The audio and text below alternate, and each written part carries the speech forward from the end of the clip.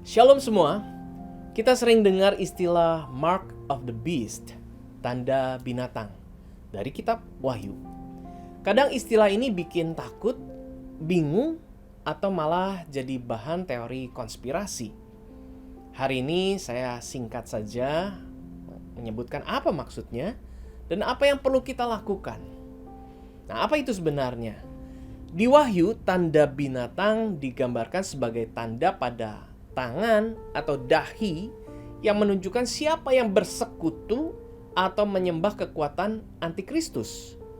Begini bunyinya di kitab Wahyu. Dan ia menyebabkan sehingga kepada semua orang, kecil atau besar, kaya atau miskin, merdeka atau hamba, diberi tanda pada tangan kanannya atau pada dahinya. Dan tidak seorang pun yang dapat membeli atau menjual selain daripada mereka yang memakai tanda itu, yaitu nama binatang itu atau bilangan namanya. Yang penting di sini ialah hikmat. Barang siapa yang bijaksana, baiklah ia menghitung bilangan binatang itu, karena bilangan itu adalah bilangan seorang manusia dan bilangannya ialah 666.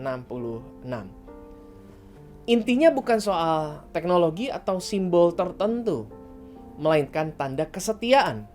Itu menggambarkan pilihan hati, siapa yang kita ikuti, siapa yang kita sembah. Jangan panik, tapi jangan entengkan juga. Banyak orang langsung berpikir chip, kode, atau alat tertentu. Bisa jadi tanda itu nyata, bisa juga simbolik. Banyak tafsiran. Yang penting bukan tebakan kita soal apanya, tapi siapa yang memegang hidup kita, Kristus atau yang lain. Jangan sampai kita lebih fokus ke spekulasi daripada memperbaiki hubungan kita dengan Tuhan. Nah, apa yang harus kita lakukan sekarang? Jaga kesetiaan pada Yesus. Pilih untuk hidup yang memuliakan Dia di kata, tindakan, dan pilihan sehari-hari. Kedua, bangun hidup rohani yang nyata.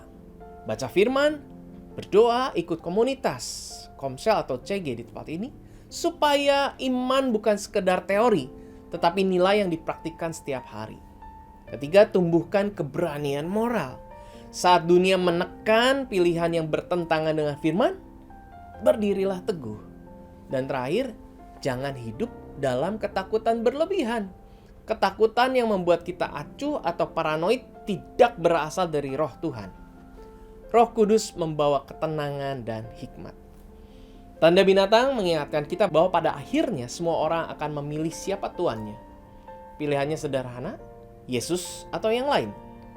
Kalau kita mau tetap murid sejati, kita hidup setia sekarang, bukan menunggu takut di masa depan. Tuhan Yesus Kristus memberkati.